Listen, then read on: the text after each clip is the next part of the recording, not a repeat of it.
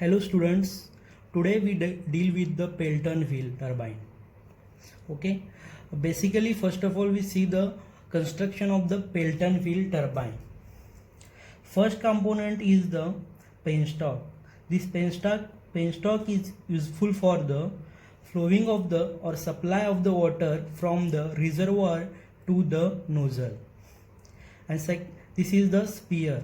This spear is used to control the flow of water towards the bucket. When the spear is moved towards the inward, at that time the flow of water is reduces. Okay.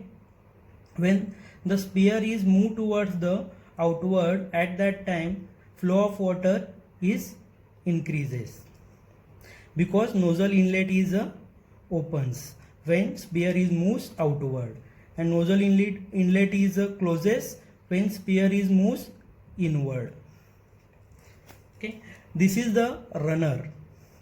On the periphery of the runner we mount the buckets or vanes. Okay, through the nozzle water is strike on the buckets. At that time the runner is moves like this way in the anti-clockwise direction. Okay, this is the brake nozzle. When we stop the runner, at that time we stop the supply of water through the nozzle by moving spear inward. Okay, but due to inertia force runner is rotating.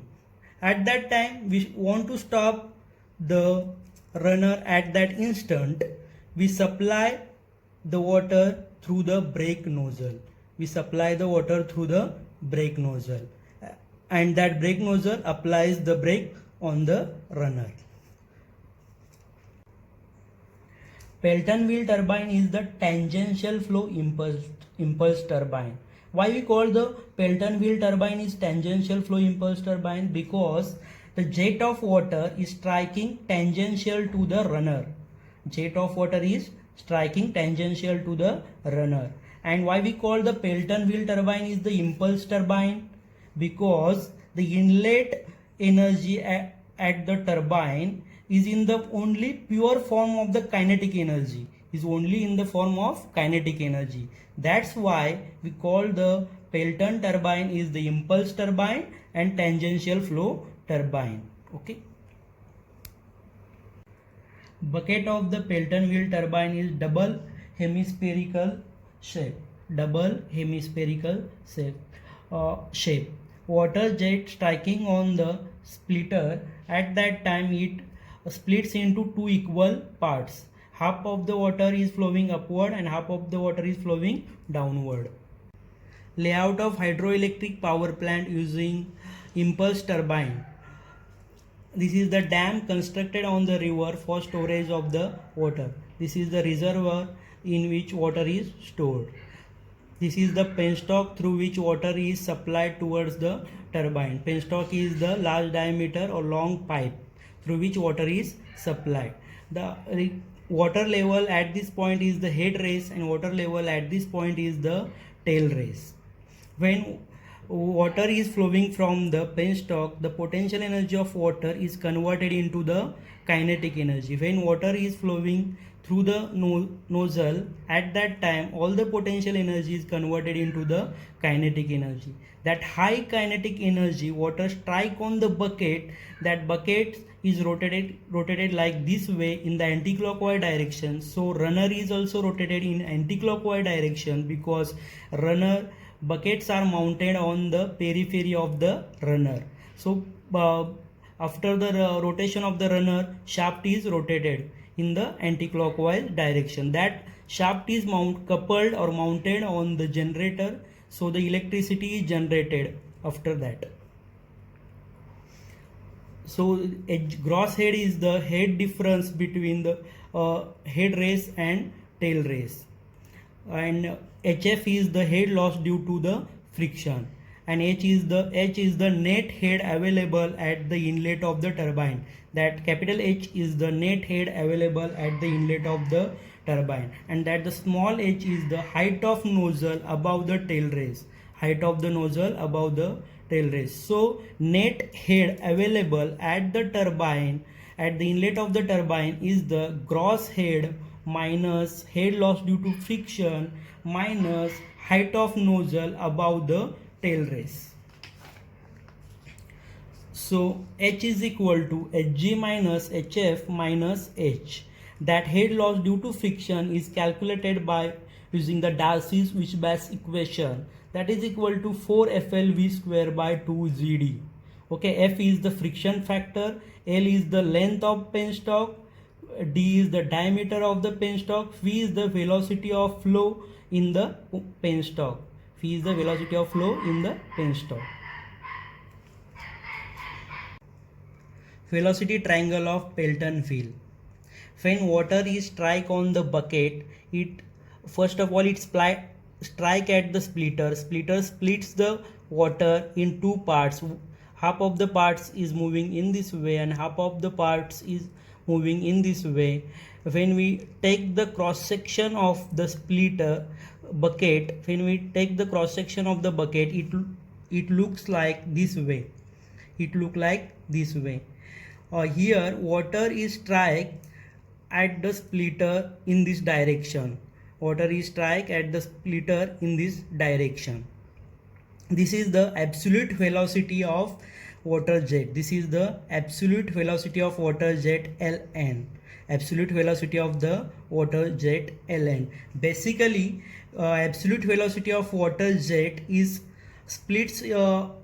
It resolved into two parts. One part is the horizontal component, another part is the vertical component of the velocity.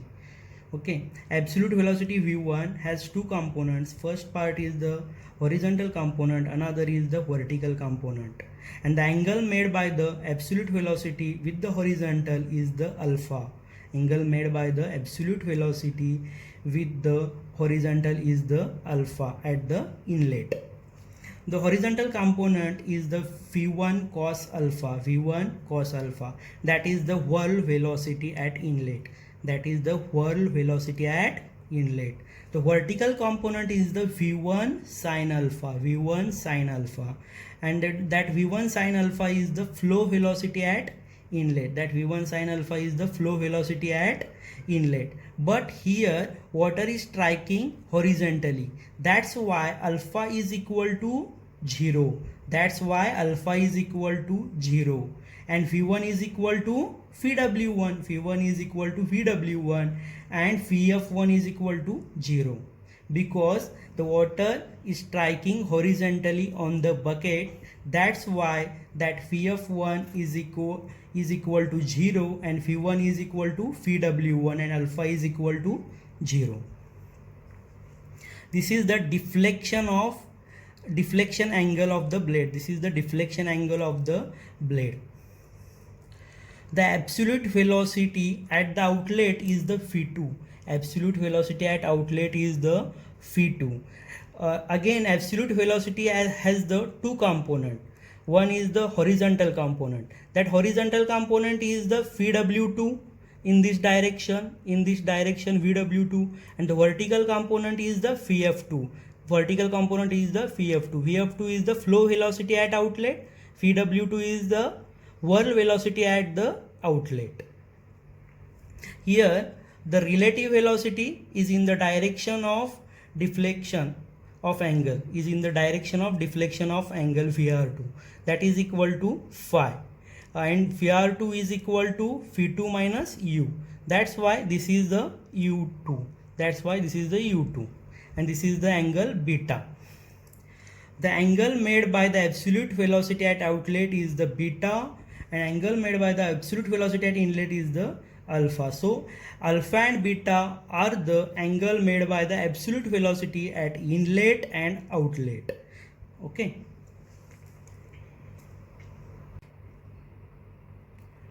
Relative velocity at inlet Vr1 is equal to v1 minus u, and relative velocity at outlet Vr2 is equal to v2 minus u2, and the blade velocity at inlet and outlet is equal to u1 is equal to u2 is equal to u is constant for the Pelton wheel turbine. First of all, basically we see that what is the relative velocity. Here two bodies are moving in the same direction. First body is the A is moving in this direction with velocity 7 meter per second, and body B is moving with velocity 10 meter per second.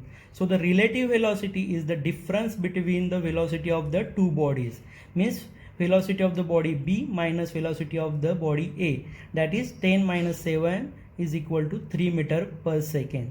Relative velocity is the actual velocity of body A feels by the body B. Now we see the work done and efficiency of Pelton wheel. This is the velocity triangle of the Pelton wheel. This is inlet velocity triangle.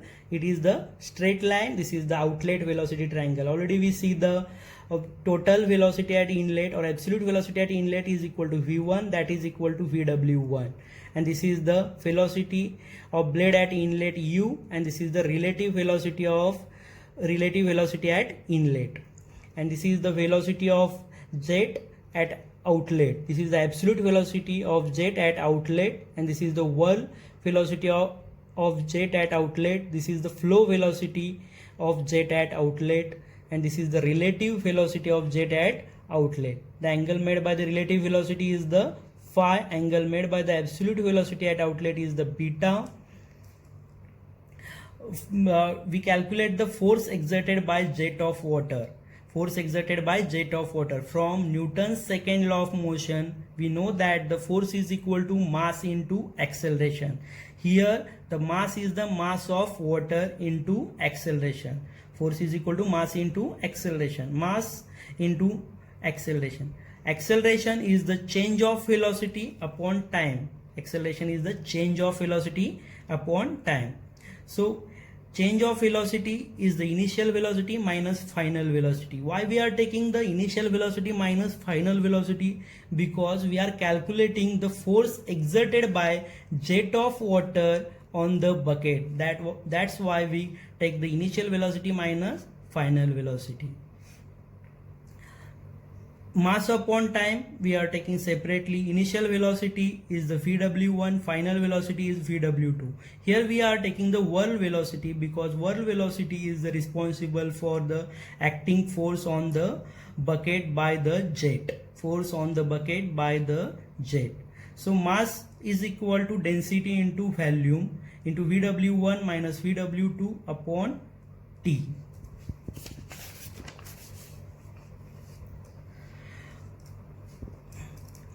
Volume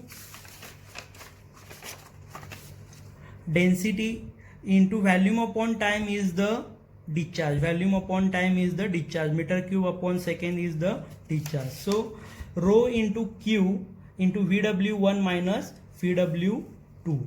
VW1 minus VW2. Discharge of water Q is equal to area into velocity. Already we know that the discharge is equal to area into velocity. Here area is the area of jet of water. Area is the jet of water. Area of jet A is equal to pi by 4 d square. D is the diameter of jet. D is the diameter of jet. And V1 is equal to velocity of jet at inlet. Velocity of jet at inlet. So force is equal to density into area into velocity of jet at inlet V1 into VW1 minus VW2. If beta is less than 90 degree acute angle, if beta is less than 90 degree acute angle, if beta is less than 90 degree acute angle, at that time VW2 is negative.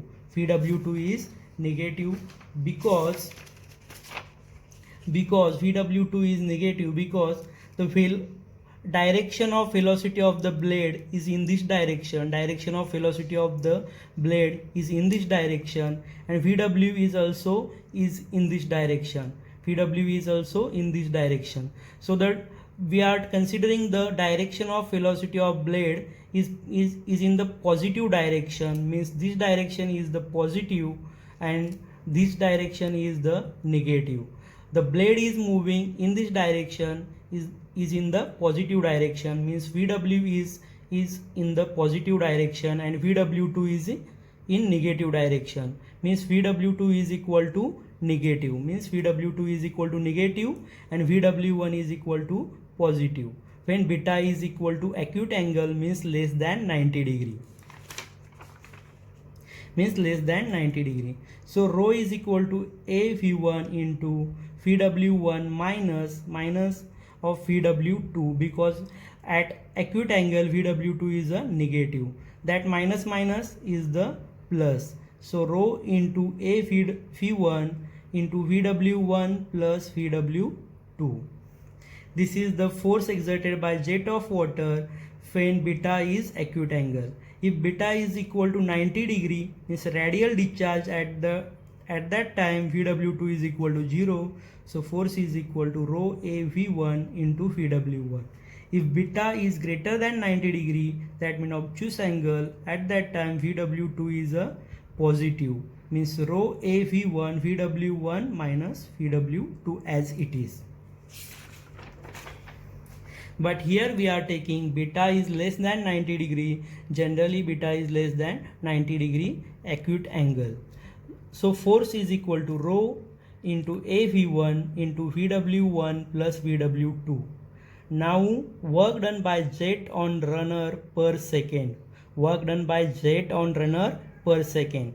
Work done is equal to force into displacement. But here we calculate work done by jet on runner per second. So we divide by the time. So displacement upon time is the velocity. Displacement upon time is the velocity. U is the blade velocity. Work done per second is equal to force into blade velocity. Force is equal to rho. We already calculate force is a rho A V1 into VW1 plus VW2 and multiply by U. This is equal to joule per second or watt. Joule per second means watt. Joule per second means watt. Okay, watt is the unit of power. Watt is the unit of power. This is the runner power. Rho A V1 VW1 plus VW2 into U. When we convert that runner power into kilowatt, so divide by 1000. The runner power is equal to rho A V1 VW1 plus VW2 into U by 1000 is in terms of kilowatt. This is the runner power. We calculate the work done per second per unit weight of water striking per second. Means work done per second per unit weight of water per second. We calculate already work done per second, that is equal to rho A V1 VW1 plus VW2 into U. And weight of water per second means weight is the mass into acceleration, per second means time. Weight is equal to mass into acceleration, per second is the time. Mass into acceleration. Mass is equal to density into volume into acceleration upon time. Okay. Mass is equal to density into volume. So we are taking time to the divide of volume. So we are taking time to the divide of volume. So density into volume upon time into acceleration. Volume upon time is the discharge. So equation will become rho Q into acceleration G, and numerator as it is. So Q is equal to discharge is equal to area into velocity of jet at inlet and area of the jet. So A V1 and rho is get cancelled. So we get the VW1 plus VW2 into U divided by G. That is the equation of work done per second per unit weight of water striking per second.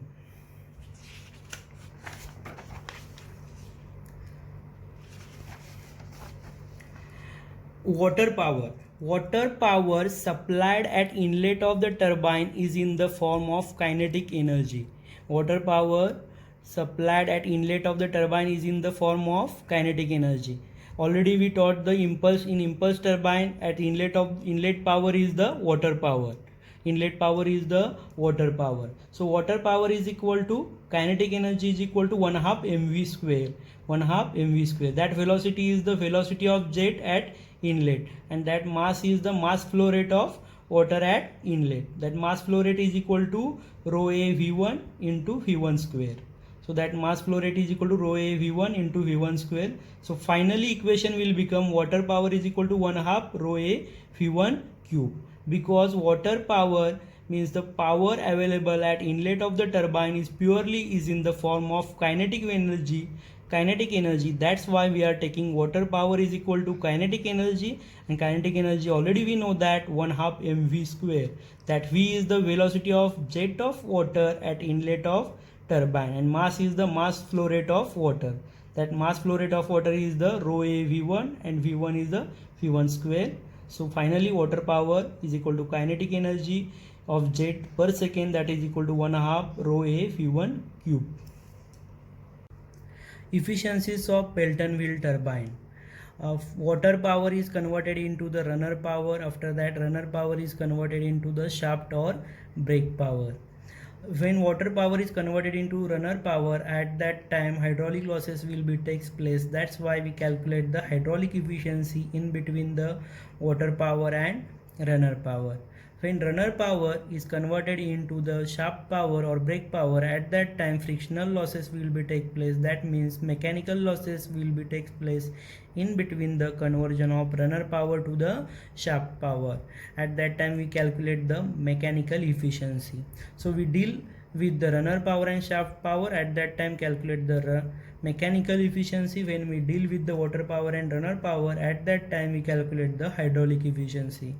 So when we deal with the total water power to the shaft power or brake power, at that time we calculate the overall efficiency. At that time we calculate the overall efficiency.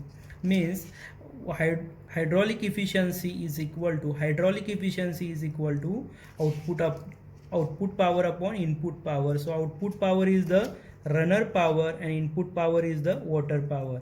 When we find out the any efficiency, at that time the efficiency is equal to output upon input. So hydraulic efficiency is equal to output is the runner power and input is the water power. That means hydraulic efficiency is equal to runner power upon water power. Runner power upon water power. And the runner power we already derived rho a v1 vw1 plus vw2 into u, and water power is equal to 1/2 rho a v1 cube. So rho a get cancelled, and v1 and here from here 1 v1 will get cancelled. So remaining is the v1 square. So hydraulic efficiency is equal to that 2 will go into the numerator. So twice of vw1 plus vw2 into u divided by v1 square. The mechanical efficiency is equal to output power is the shaft or brake power and input power is the runner power. So mechanical efficiency is equal to shaft power upon runner power. That mechanical efficiency is equal to shaft power P and runner power rho a v1 vw1 plus vw2 into u. So overall efficiency is equal to the output of the overall efficiency is the shaft power or brake power and input is the water power. So overall efficiency is the shaft power upon water power. Shaft power upon water power. Shaft power upon water power. Here we are divide and multiply by runner power and runner power. When we do here divide and multiply by runner power. So shaft power upon runner power is the mechanical efficiency, and runner power upon water power is the hydraulic efficiency. So overall efficiency is the product of mechanical efficiency into hydraulic efficiency. Mechanical efficiency into hydraulic efficiency. We derive the equation for maximum hydraulic efficiency. Already we derived the hydraulic efficiency is equal to twice of vw1 plus vw2 into u divided by v1 square. This is the velocity triangle for the Pelton wheel. From inlet velocity triangle, v1 is equal to vw1, v1 is equal to vw1, and relative velocity is equal to v1 minus u. Relative velocity is equal to v1 minus u. From outlet velocity triangle, cos phi is equal to the adjacent side upon hypotenuse. Adjacent side is u2 plus vw2 and hypotenuse is vr2. Adjacent side u2 plus vw2 and hypotenuse is vr2. So vr2 goes to this side, then it will become vr2 cos phi is equal to u2 plus vw2. vw2 is equal to vr2 cos phi minus u. blade friction factor or blade friction coefficient K is equal to relative velocity at outlet divided by relative velocity at inlet. So VR2 is equal to K VR1. So VW2 will become, we put here VR2. VR2 is equal to K VR1 into cos phi minus U. So from here we are taking from here we are putting value of VR1. We know the value of VR1 is equal to V1 minus U. VR1 is equal to V1 minus U. So whirl velocity at outlet will become K V1 minus U cos phi minus U. Substituting the value of VW1 and VW2 in the equation 1. In the equation 1 of hydraulic efficiency, here we put the value of VW1 and VW2. The VW1 is equal to V1 and VW2 is equal to K V1 minus U cos phi minus U. So here we put value of VW1 and VW2. Then equation will become this like. We take minus V1 here, V1 minus U plus V1 minus U plus K V1 minus U cos phi, outside the bracket U divided by V1 square. From here we are taking common V1 minus U, V1 minus U. So equation will become twice of, in bracket, V1 minus U, inside the bracket 1 plus K and remaining cos phi, 1 plus K remaining cos phi, and outside the bracket is U divided by V1 square. This is the equation of hydraulic efficiency. Both the equations of hydraulic efficiency are important. So we find out the maximum hydraulic efficiency for the given value of V1. We have to find out the maximum hydraulic efficiency for given value of V1. At that time, differentiate hydraulic efficiency with respect to blade velocity U and equate to the 0. Blade velocity U and equate to the 0. Equate to the 0. D by du of hydraulic efficiency is equal to 0. We have to differentiate with respect to U, means we are differentiating with respect to U means U is variable and all other remaining terms are constant. That remaining constant terms take outside the derivative sign. That remaining all constant terms take outside the derivative. That 2 is constant, that V1 square is constant, that 1 plus K cos phi is constant. We are taking 2, 1 plus K cos phi and V1 square is outside the derivative. The remaining is the V1 minus U into U. V1 minus U into U. So multiply U inside the bracket will become V1U into U square and differentiate with respect to U. So it will become V1 minus U square, derivative of U square is equal to twice of U. All of you know that the derivative of x raised to n dx is equal to n into x raised to n minus 1. So derivative of U is equal to 1 and a derivative of U square is equal to twice of U. So V1 minus twice of U is equal to 0. So U is equal to V1 by 2. U is equal to V1 by 2. So the blade velocity is equal to the absolute jet velocity at inlet of half. So blade velocity is equal to absolute velocity at the inlet of half.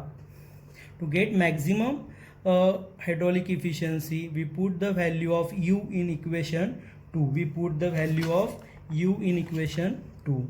We put the value of U in equation 2. Here V1 as it is, U is equal to V1 by 2, 1 plus K cos phi as it is, U is equal to V1 by 2 divided by V1. So hydraulic efficiency is equal to twice of V1 minus V1 by 2 into 1 plus K cos phi into V1 by 2 divided by V1 square. So V1 minus V1 by 2 is equal to V1 by 2. This 2 will get cancelled and V1 and V1 will become V1 square and that V1 square will get cancelled. V1 and V1 square will get cancelled. 1 plus K cos phi by 2. The hydraulic efficiency will become 1 plus K cos phi by 2. If friction factor K is equal to 1, that means no friction. If there is no friction, K is equal to 1, then hydraulic efficiency will become 1 plus cos phi by 2. This is the this is the maximum hydraulic efficiency when no friction, 1 plus cos phi by 2. By considering the friction, maximum hydraulic efficiency is equal to 1 plus k cos phi by 2.